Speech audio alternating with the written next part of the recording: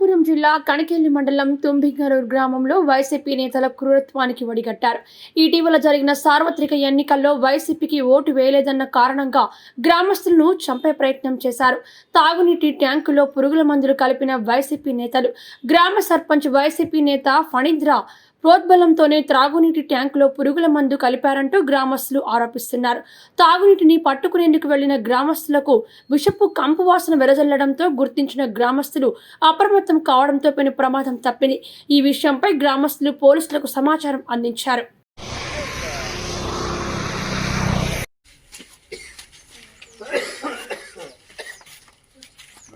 ಕಾಪತ್ತಾರ್ತಾನೆ ಇಟ್ಕೊಂಡು ಹೋಗ್ಬಿಟ್ಟಿದ್ರು ಗಂಟು ಮನೆ ಹೋಗ್ಬಿಟ್ಟಿದ್ರು ಹುಡುಗರು ಇಪ್ಪಡಿ ನಿಂದ್ರೆ ಯಾರು ನಿಂತಿರ್ತಾರೆ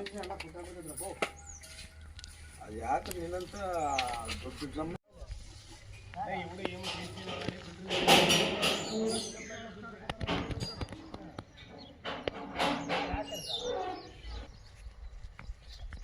ಅಂತ ತಪ್ಪಡೆ